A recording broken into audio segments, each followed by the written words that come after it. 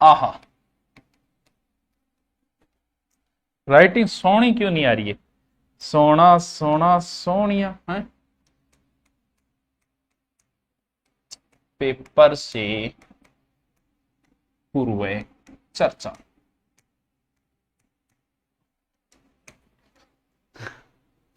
हाँ,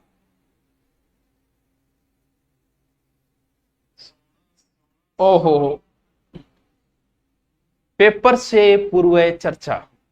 अब आप कहोगे सर आपने तो टॉपिक रिवीजन लगा रखे थे और ये आपने क्या किया, आपने तो पार्टी बदल लिया। वो एक डायलॉग आता है, साला पार्टी बदल लिया। अरे कमेंट नहीं चल रहे सामने,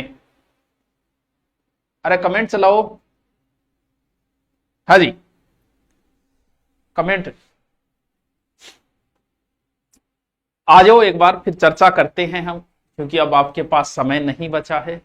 सारे वीर जवान जो है वो अब युद्ध के लिए तैयार करेंगे, बिगुल बजेगा जिसमें सब आएंगे। सब में कौन कौन आएंगे? आरएस वाले सबसे आगे होंगे सीनियर सिटीजन के हिसाब से, उसके बाद में ग्रेड वाले होंगे, उसके बाद में एसआई वाले होंगे, ऐसे करके सभी जाएंगे पेपर देने के लिए। बाकी जहां भी पूछो, जिस भी लाइब्रेरी में पूछो किसकी तैयारी कर रहा है, तो कोई फोर्थ ग्रेड बोल नहीं रहा है। तो मेरे को तो टेंशन है कि ये जो फार्म भरे गए 15-20 लाख, वो पहुंचेंगे कि नहीं पहुंचेंगे। बाकी सब जाएंगे, वो बात अलग है कि कहने इस पेपर को आप ये कतई न समझना कि ये पेपर जो आपका है, चर्चा कर रहे हैं क्यों कर रहे हैं, देखो आप ये मत समझना कि ये आपका फोर्थ ग्रेड का पेपर है। 53,000 समथिंग भर्ती है, 52-53,000। नहीं, पार्टी बदल ली मैंने, अब पढ़ाऊंगा नहीं, अब हम पेपर पे चर्चा करेंगे। अभी एक बच्चा पूछ रहा है, राजस्थान पुलिस की जारी हुई, जिसमें एक प्रश्न था कि कौन सा दुर्ग कभी मुगल और अंग्रेजों ने नहीं जीता था, और की में उसका उत्तर कुंभलगढ़ मान रखा है। अरे मान लिया भाई कि कुंभलगढ़ को अंग्रेजों ने नहीं जीता था, लेकिन शाहबाज खां ने इस दुर्ग को जीता था।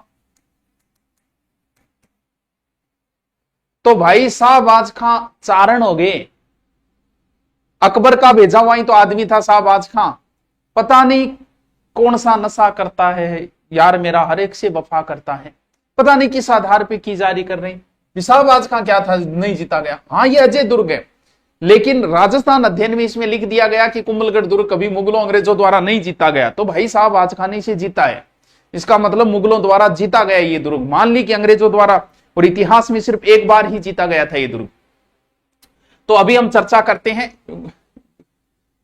सब लगा दो अब की बार। हाँ, सारा नारा लगाएंगे, विजय भव, और रवाना होंगे कल अपने अपने गंतव्य स्थान की ओर रवाना हो जाएंगे, जहां भी आपका सेंटर है। ये सख्त आदेश आ गया है कि पेपर सॉल्यूशन नहीं करवाओगे। इससे क्या है कि थोड़ा सा हम क्या है कि पेपर लेके पहले आ जाते हैं तो हमें अच्छा लगता है। उस समय बच्चे बड़े ड्रे हुए से होते हैं, लाइव आते हैं, भसड़ मच जाती है, तो वे वो लगा। लेकिन वो चीज अब बंद कर दी है।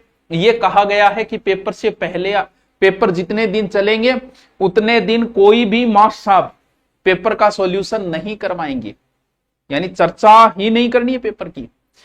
इधर उधर शेयर नहीं करोगे, टेलीग्राम पे नहीं डालोगे। अगर ऐसा किया तो मास्टर साहब पर केस चालेगा, फिर मास्टर साहब गढ़ी 12 कौन जा सकेगा, 1000 समस्या आ जाएगी। मास्टर साहब डिप्रेशन में आ जाएगा, फिर मास्टर साहब पढ़ाओगा क्या, मास्टर साहब की याद रहेगा को नहीं, क्योंकि टेंशन आ चाले कि थाना रहो फोन नहीं आ जा। तो ये कर दिया, ठीक है, कुछ हद तक ये सही भी है, कुछ हद तक गलत है। सर कैसे? बस जिसका पेपर पहले दिन है उसके लिए गलत है, जिसका पेपर लास्ट दिन है उसके लिए सही है, बस इतना ही, और इससे कोई विशेष प्रभाव नहीं पड़ने वाला। क्यों? क्योंकि पेपर बनाने वाली एक ही टीम होती है। अब पता चल जाता है कि करंट अगर 2 साल पहले का उठा रहा है तो सब पेपर में 2 साल पहले का ही मिलेगा। सर्वाधिक नदियों के प्रश्न है तो नदियों के ही मिलेंगे, सर्वाधिक इस टॉपिक की है तो सब में वही चलता है, एवरेज वही चलता है सबके अंदर, पता चल जाता है। बस नुकसान किसको होगा, पहले दिन वाला टेंशन में आता है। क्यों? क्योंकि लास्ट दिन वाले को एक तो समय मिल जाता है, पता चल जाता है कि यार इतना तो वो रिपीट कर सकता है कि भाई ज्योग्राफी में ये ज्यादा पूछ रहे हैं वो पढ़ते। और जो विरोध जो बच्चे कर रहे हैं ना, मैंने पोस्ट डाली, तो जो विरोध में है वो है जिनका पहले दिन है, और पक्ष में वो है जिनके लेकिन फिर भी रूल बना दिया तो हम इस रूल का स्वागत करते हैं। लेकिन ये तो रूल हम पर लागू है कि भाई हम पेपर सॉल्यूशन नहीं कराएंगे, पेपर शेयर नहीं करेंगे। ठीक है भाई, हमारे टेलीग्राम पे ऐसा कुछ नहीं डाला जाएगा, लेकिन आप तो फोन करके पूछ सकते हो ना। मैं आपको फिर बोल रहा हूं, हो सकता है ये बात सही है गलत मुझे नहीं पता, लेकिन मैं आपके लिए बोल रहा हूं। पहले दिन जिसका पेपर है ठीक है, लेकिन आप ध्यान रखना, आपका कोई मित्र पेपर दे के आ रहा है उससे पूछिए किस प्रकार के प्रश्न आए, उससे पूछिए कौन से आए, पूछिए करंट कैसा आया, पूछिए मैथ के कौन से टॉपिक से आया, पूछिए हिंदी के किस टॉपिक से ज्यादा प्रश्न आए, पूछिए। पूछने पे तो बैन नहीं है, फोन करने पे तो नहीं होगा। आप तैयारी कर रहे हो और आपको एक्टिव रहना चाहिए, कोई गलत नहीं। आप आराम से अपने मित्र को फोन करके पूछ सकते हो, इसके ऊपर अभी कोई बैन नहीं लगाया गया। सिर्फ बैन मास्टरों के ऊपर है कि भाइयों थे आगे रोड़ो नहीं करोगा कि मेरो कराइडो आ गयो, मेरो कराइडो आ गयो, मेरी किताब में आ गयो, मेरी किताब में आ गयो, मेरे ऑनलाइन कोर्स में जे सो रोड़ो मचाए थे तो थार सही करो, तो सिर्फ हमारे लिए बैन है। तो आप अपने मित्र वगैरह से फोन पे और से कंसल्ट करें कि पेपर कैसा आया, कौन सा आया, करंट कितने साल पुराना पूछ रहे हैं, करंट के प्रश्न कितने आ रहे हैं, पॉलिटिकल के किस प्रकार के आ रहे हैं, डीपली आ रहे हैं कि इजी आ रहे हैं, तो आप कर सकते हो। ठीक है, ये तो मैं आपको सजेशन करता हूं कि आप ऐसा जरूर करें। ठीक है, अब बात करते हैं इस पेपर की। अगर इस पेपर में आपका सिलेक्शन नहीं हुआ, भगवान ऐसा न करे, हो जाए आपका, लेकिन सबका तो होने से रहा। 20 लाख लोग जाएंगे कम से कम, पोस्ट तो 53,000 ही है। सरकार को तो इतने ही चाहिए, वो वही चाहिए जो उसे पढ़ने वाले हो, टाइम पर भागने वाले उसे नहीं चाहिए। सर आज कराओ कौन गे, आज वाली मैं पीडीएफ डाल दूंगा, पीडीएफ देख लेना।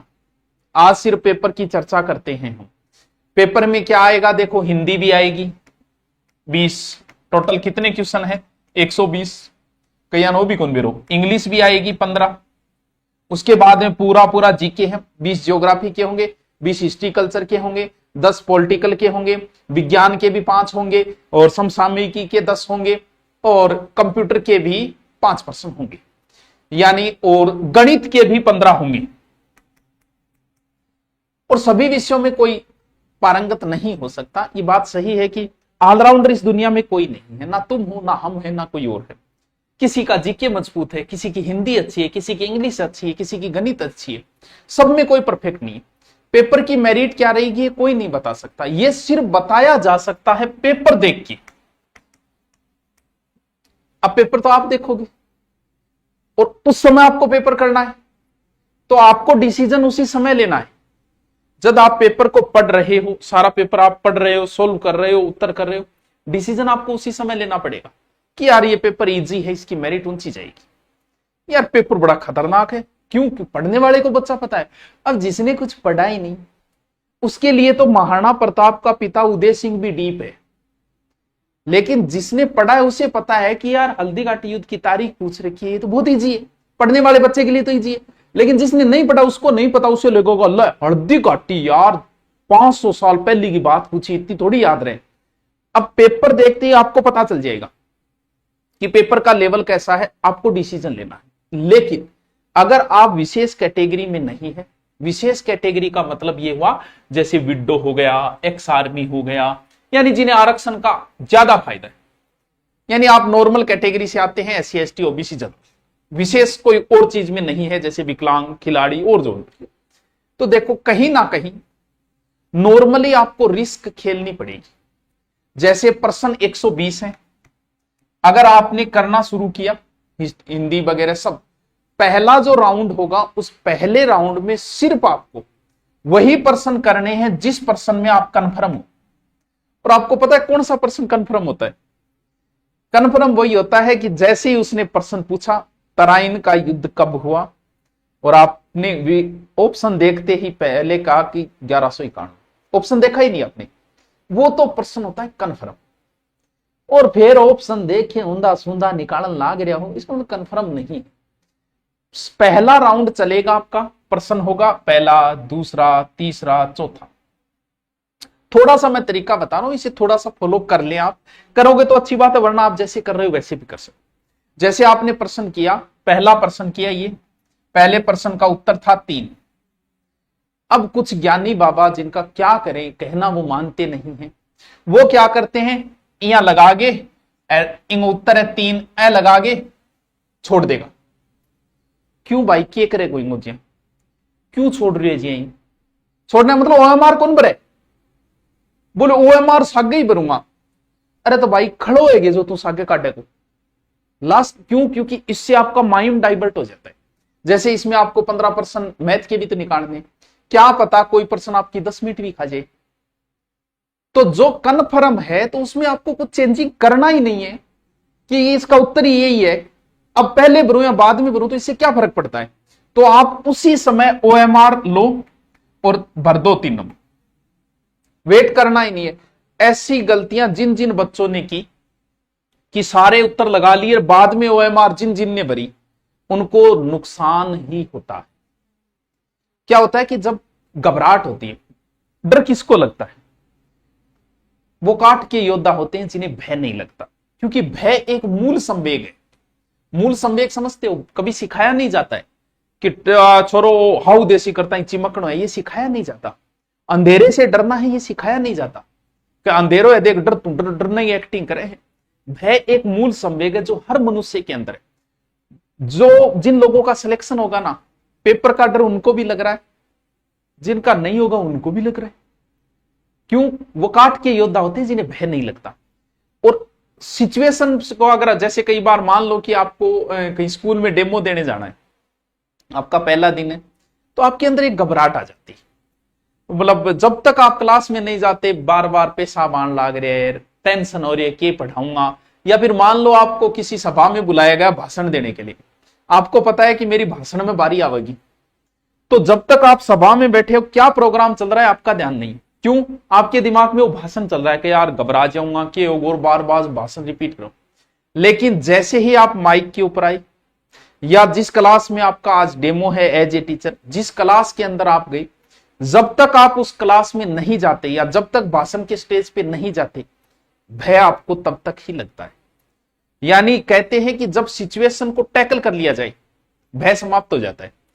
जिस चीज से भय लग रहा था उस चीज का अगर सामना हो जाए तो भय समाप्त हो जाता है। वैसे ही पेपर से पहले एक बीपी हाई लो ऊपर नीचे हो जाती है स्वाभाविक है तैयारी करने वाले सबके साथ होता है। उस सिचुएशन का एक ही तरीका है कि जैसे ही आपके हाथ में पेपर आए 2-3-4 मिनट तक आप कुछ मत करो बस पेपर को ऐसे देखते रहो जैसे शाहजहां ताजमहल को देखता था उसको निहारो आराम से देखो 1-2 मिनट का काम होता है। उसके बाद में आपकी बीपी एकदम सही हो जाती है। उस घबराहट में आपने रोल नंबर भर दिए तो लगभग तो गलती भरेंगे नहीं भरना है 2-4-5 मिनट से कोई फर्क नहीं पड़ेगा आराम से अधिकतम 5 मिनट है 5 मिनट में आपकी बीपी सही सब कुछ नॉर्मल हो जाता है। क्यों क्योंकि अब आपको जिस चीज का भय लग रहा था उस भय का आपका सामना हो गया। सामना होते ही भय खत्म। फिर क्या है जब तक सामना ना हो भय तब तक है। तो थोड़ा सा पेपर जैसे ही हाथ में आए अगर आपको ऐसा लग रहा है कि मुझे घबराहट है तो 2-3-4 मिनट में आपकी घबराहट मिट जाएगी। इसलिए उस समय थोड़ा देरी रखो कोई जरूरी नहीं है 5 मिनट में क्या फर्क पड़ता है आराम से बैठे रहो पेपर को देखते रहो। उस घबराहट में रोल नंबर वगैरह मत भर देना नहीं आगे होगा गुरुजी मेरे ओएमआर में रोल नंबर गलत हो गया। ये वही है क्या करना है पहला प्रश्न आता है कन्फर्म भरना है वेट नहीं करना है कि मैं दूसरे राउंड में भरूंगा नहीं ये प्रश्न आपको कन्फर्म आ रहा है भर दिया आपने। उसके बाद मान लो 5 नंबर क्वेश्चन आ रहा है भर दिया आपने ठीक है कन्फर्म आ रहे। कुछ क्वेश्चन ऐसे होंगे जो आपको आते ही नहीं करना ही नहीं है आते ही नहीं। जब आते ही नहीं तो यार क्या रिस्क लोगे तुम उन पर। इसका मतलब सीधे ही लगा दो कि ये 2 नंबर प्रश्न मेरे को आता ही नहीं है मेरे को करना ही नहीं है इसको। क्यों क्योंकि तुक्का मारोगे तो गलत जाएगा। ऐसे करते करते जब आप लास्ट तक पहुंचे 120 तक और सही सही प्रश्न किए तो मैं आपको देता हूं कि आपके 70 या 80 से ज्यादा नहीं हो सकते पहले राउंड में कि आप मुझे सही सही करने और आपकी तैयारी अच्छी है तो आप 60-70 तक पहुंचोगे। अब एक चीज तो आपके समझ में आ गई इतना ही पहुंच पाओगे सही सही में। लेकिन करना क्या है कि यह प्रश्न मेरे को नहीं करना। 3 नंबर प्रश्न में आप 2 ऑप्शन में आ गए थे उस प्रश्न को आपको ऐसे लगाना है। ऐसे लगाने का मतलब मैं एक बार इसको छोड़ रहा हूं मैं 2 ऑप्शनों पे आया हुआ हूं कि इन दोनों में से कोई एक उत्तर है तो इसको इस तरीके से लगा के छोड़ना कि मैं इसको दूसरे राउंड में करूंगा। या करने की सोचूंगा, पहले ये देख लेता हूं कि मेरे सही कितने हैं। अब इस बात का आपको पता चल गया कि पेपर ठीक ठाक है, लेकिन कितना ही ठीक ठाक हो, 70-80 में सिलेक्शन तो नहीं होगा। क्योंकि कोई व्यक्ति हो अगर जिसे विशेष आरक्षण का फायदा नहीं है, तो जितने आ रहे हैं उतने करने से सिलेक्शन नहीं हो सकता। रिस्क उठानी पड़ेगी। वो रिस्क अब उठानी है, किन प्रश्नों में उठानी है वो बता रहा हूं। पहले राउंड में आपने कर दी कि 70 से 80 हुए कि यार पेपर थोड़ा इजी सा है और 70-80 से मेरा सिलेक्शन नहीं हो सकता। अब आओ दूसरा राउंड। उस दूसरे राउंड में वही प्रश्न करने जिनको आपने ये लगाए हैं, कम से कम ऐसे 30 प्रश्न होंगे। क्योंकि 70, अगर आपने 70 कन्फर्म किया ना, एकदम कन्फर्म कर दिया आपने 70 पूरा पूरा कन्फर्म, मैं दावा ठोकता हूं 5 गलत होंगे इसमें, चाहे आपने कितने ही सही कर दिए होंगे। और नेगेटिव करोगे 1/3 करे तो कितने कट गए, 7-8, यानी कितने गलत हो गए, लगभग 7 और नीचे आ गए ना।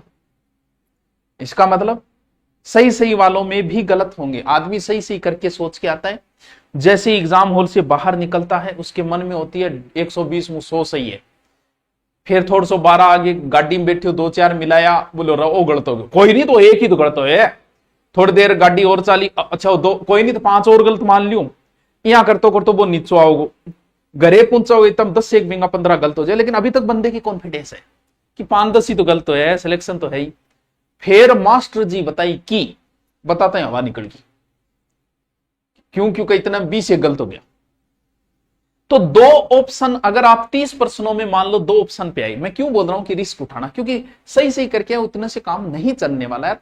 आप थोड़ा सा सिलेक्शन के लायक और थोड़ा आपका आईक्यू है तो आपको पता चल जाता है कि इस पेपर की मेरिट लगभग ये रहेगी।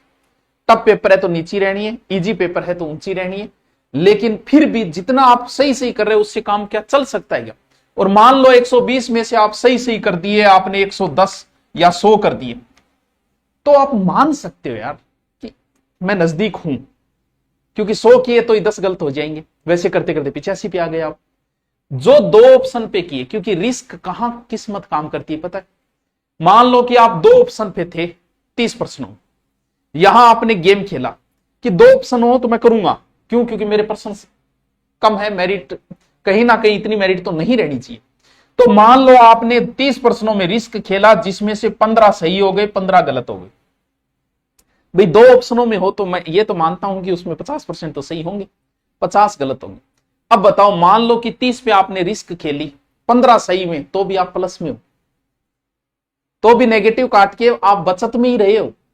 लेकिन यहां किस्मत काम करती कि 30 में आपने तुक्के लगाए जिनके 2 ऑप्शन थे और उनमें से आपके 25 सही हो गए। ये तभी होते हैं जब तैयारी की हुई होती, ऐसे नहीं होंगे। जिसकी तैयारी है वो 2 प्रश्नों में तुक्का मारेगा, सही जाएगा। अब भाई साहब तैयारी है नहीं, फिर चाहे 2 प्रश्नों पे तुक्का मारो, चाहे 3 पे मारो, चाहे न मारो, उसका क्या मतलब, तो 120 में 120 करके आएगा। बाहर आते ही जो बोलता है ना 110 करिए, मतलब भाई की तैयारी नहीं थी, ठोक गया जीता, ठोक के आना। बस ये 2 ऑप्शन वालों पे आपकी किस्मत डिपेंड करती है। इनमें अगर आपके सही हो गए ज्यादा तो आप अंदर हो, इनमें गलत ज्यादा हो गए तो आप बाहर हो। लेकिन जितना क्वेश्चन आए रेली में उतने करने से काम, भले आपको पेपर का थोड़ा बहुत अनुभव हो तो आप इस चीज को जानते हो। रिस्क खेलना पड़ेगा, ये गेम है। मान ली कि पोस्ट ज्यादा है, लेकिन थारे बराबर में वे जगह first grade are, second grade are, वे RS RR, वह SI, वह से थारे बराबर में बैठे। आज ही क्लास में पूछे वो कौन कौन पेपर दे गया हो, और भी 2 या 3 ही हाथ नीचा, वो वही लोग थे जो अभी अभी 12वीं करके फॉर्म भर नहीं पाए थे, बाकी सब पेपर देने जा रहे हैं। लेकिन सब कुछ सबको नहीं आता। कोई इंग्लिश में कमजोर है, कोई मैथ में कमजोर है, कोई हिंदी में कमजोर है, कोई जीके में कमजोर है। सारा ऑल ओवर तो सबको आने से रहा। मान लो किसी ने SSC की तैयारी की तो उसका राजस्थान जीके कमजोर है, लेकिन फिर भी धैर्य से पेपर करना है। अगर इस पेपर में आपके नुकसान ये होगा, ये इस पेपर को आप 4th ग्रेड मत समझो, इस पेपर को RS प्री समझो। मैं बोल रहा हूं कि RS प्री देने जा रहे हो आप, आपको बोलना ही क्यों है, आपको बोलना ही क्यों है कि मैं 4th ग्रेड का पेपर देना, RS प्री देने जा रहा हूं। और इस प्री में 53,000 लोग पास हुए। मेन का बाद में देखेंगे, जब भी होगा देखेंगे। अगर आप 53,000 में आपका सिलेक्शन नहीं हुआ, आप अंदर से टूट जाओगे। यार 53,000 में नहीं, आपका कॉन्फिडेंस लेवल बहुत डाउन चला जाएगा। इसीलिए इसको नॉर्मल न ले कि यही है फोर्थ ग्रेड में तो यही देन उठियो, क्यों उठियो देनी, यही देन गए तेरे को नहीं हो तो कमी है तेरे अंदर। और आपके गार्जियनों को भी इस बात का पता चलेगा कि बंदा जब 53,000 में सिलेक्ट नहीं हो रहा है और मैं सोचूं कि मेरो छोरो आरएस लागू, अब वो उदाहरण मुझे मत देना कि कांस्टेबल में नहीं हुआ था आईपीएस बन गया। ऐसे गिने चुने ही उदाहरण है, अंगुलियों पे गिनने लायक ही उदाहरण है ऐसे। तो उन उदाहरणों से मोटिवेशन और जीवन नहीं चलता, उन उदाहरणों से प्रैक्टिकली चीजें असंभव होती है। जिनका कांस्टेबल बने, जो आईपीएस बने, ऐसे 2 या 4 ही लोग हैं, बाकी नहीं है। बाकी लोगों का सपने थे, उन्होंने तैयारी की, पहले कहीं ना कहीं नौकरी लगे, फिर उन्होंने आईएएस आरएस की तैयारी की। तो कॉन्फिडेंस डाउन आ जाएगा। पेपर को सीरियस होके करना है, आरएस प्री मान के करना है कि मेरा आरएस प्री है। आंसी क्या मोय मोय, हाँ मोय मोय हो जाओ। तो आज का जो मैंने टॉपिक दिए थे वो अभी मैं टेलीग्राम पे डालूंगा। अब मैं आपका समय बर्बाद नहीं करूंगा, आपके पास 1 दिन बचा है, ज्यादा इधर उधर और माथापच्ची मत करो, आराम से देने जाओ। 53,000 है, ये नहीं कि अभी मैं लागे और 1 दिन बचा है, रेस्ट कर, माइंड फ्रेश कर। जो पुराना याद किया हुआ वही काम आएगा। लास्ट दिन पढ़ा हुआ कुछ नहीं बटेगा बेटा, कुछ नहीं होना जाना। लास्ट अब की टेम्पर लोटो लेके बाजिया काम थोड़ी साल है। पहले से आप हो तो ही मंजिल तक पहुंचोगे। तो आराम से आप पेपर देने जाओ, जितना पढ़ लिया उतना ठीक है। थोड़ा बहुत करंट देखो तो देख लेना भाई, फिर भी लगे कि नहीं रहा जाता यार, पढ़ने वाले बच्चे से नहीं रहा जाता, तो थोड़ा सा करंट देख लेना बस। अभी मैं डाल दूंगा, कल आप एंजॉय करना, आराम से मस्ती से जाओ, पेपर दे के आओ। उसके बाद आरएस प्री का पेपर होती 53,000 में आप सेलेक्ट हो, फिर बड़ी तैयारी करेंगे। एसआई की तैयारी करने आ जाना, 2 महीने पढ़ाऊंगा, 2 महीने में हिंदी तैयार करा दूं। क्यों? क्योंकि जीके के अंदर कोई ऊपर कोई नीचे, आप जीके कितना ही पढ़ लो, बस कोई 2% आगे कोई 2 पीछे। इसमें जिसको मैथ अच्छी आ रही है वो आगे निकल जाएगा, जिसको कंप्यूटर आ रहा है वो आगे निकल जाएगा, जिसको हिंदी आ रही है वो आगे निकल जाएगा, जिसको अंग्रेजी आ रही है। आपको क्या लगता है जीके में आप आगे निकल जाओगे? जो बराबर पढ़ता है, आपने बहुत जीके की तैयारी की तो आपके मान लो 20 सही हुए, और जिसने 6 महीने तैयारी की है तो उसके कितने हो जाएंगे? 18 हो जाएंगे। उससे ज्यादा अंतर नहीं आएगा जीके में। जीके में एवरेज सही रहता है हर बच्चा, चाहे वो कितना भी पढ़ा हो और नॉर्मली पढ़ाओ। लेकिन अंग्रेजी जैसी नहीं है। अंग्रेजी 2 महीने पढ़ी कुछ नहीं बटेगा। मजबूत जिसकी है वो अंग्रेजी में आगे निकल जाएगा, हिंदी जिसकी अच्छी है वो आगे निकल जाएगा। तो उन चीजों पे आपका फोकस होना चाहिए कि मेरी मैथ मजबूत है, कोशिश करूंगा कि मैथ की 15 में से 15 करके आऊंगा। मेरी इंग्लिश मजबूत है, क्योंकि जीके में सब बराबर से ही है, कोई 2% ज्यादा कोई 2% कम। क्यों? क्योंकि जो पर्सन नहीं आते वो मास्टरों को भी नहीं आते, आते हैं वो स्टूडेंटों को भी आते हैं। तो आपका सिलेक्शन का आधार जो है हिंदी, इंग्लिश, मैथ रहेगी। इसमें जीके में सब ठीक है, एवरेज है, कोई ज्यादा फर्क नहीं पड़ने वाला। ठीक है, ओके। आप सबको बहुत बहुत शुभकामनाएं, पेपर दे के आए। इसकी आज वाले टॉपिक में मैं पीडीएफ अभी टेलीग्राम में डाल दूंगा। टेलीग्राम वही है जीके सुभाषचरण वाला। ठीक है, okay, thank you, best of luck, खुश रहो, आराम से पेपर दे के आओ, सिलेक्शन और मिठाई ले गए। और इतनी मिठाई आनी चाहिए, इतनी कि भाई साहब मैं एक दुकान खोल सकूं, और आपके शहर की फेवरेट मिठाई आनी चाहिए। हाँ, ओके।